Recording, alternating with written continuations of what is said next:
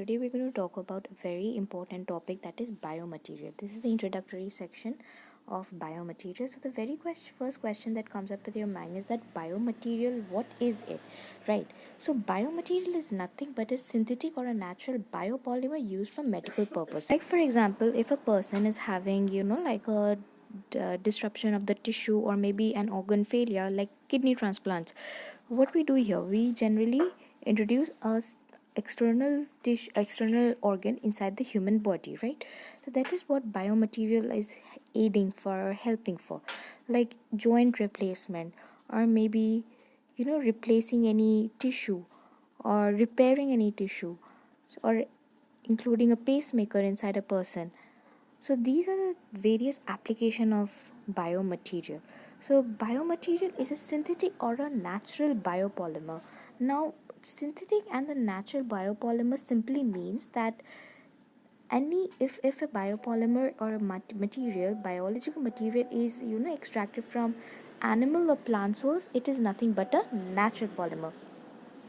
But when it is made in the laboratory, we call it synthetic biomaterial. So whenever we are applying these instruments or these tissues or these biomaterial in the case of medical purposes, we call it to be biomaterial. And polysaccharide, mucopolysaccharide, protein, and polyesters, these are the four basic types of natural biopolymers. So let us first begin with the protein biopolymer or biomaterial. The protein biomaterial is the fibrin or the collagen. The mucopolysaccharides are hyaluronic acid. The polyesters are PHB, PHV, PCl. PHV means polyhydroxybutyrate, PHV means polyhydroxyvalerate, and PCl means polycaprolactone. Then if we come to polysaccharides, simply to remember all the polysaccharides is by just taking a trick, like CPC, DAP. C for chitin or chitosan, P for maybe pectin, C for cellulose, D for dextrin, A for alginate, and P for polydextrose. So this is all the polysaccharides. Finally, the synthetic one. Synthetic one are two types: ceramics and metals like nitinol, titanium, aluminium, alloy, and stainless steel. Now, biomaterial must fulfill all these kind of properties. It must be biocompatible, biodegradable, non-toxic, non-immunogenic, and natural, either natural or synthetic. Biocompatible means like when a particular tissue, external tissue or organ is being inserted into the human, obviously this has to be accepted by the body of the human. If it is not accepted by the body, then it will create adverse effect. So the biomaterial that is being implanted inside the human, or which is used for repairing or regeneration or something like that, it have to be biocompatible. For medical purposes, this is important.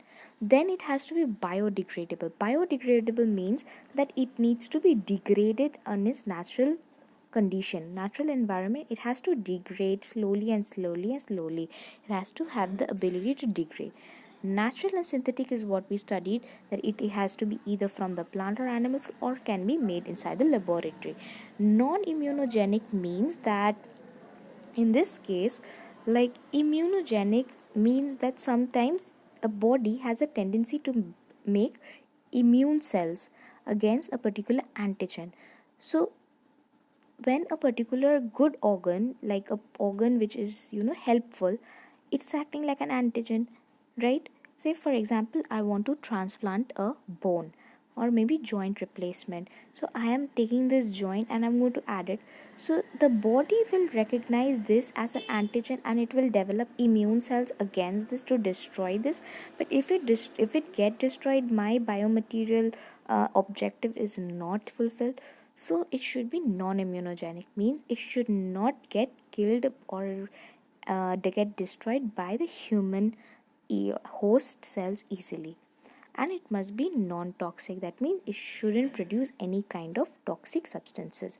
So this is an overview about the biomaterial and introductory section about biomaterial. My next video lectures, we are going to cover all these different kinds of biomaterial in detail. So stay tuned for more.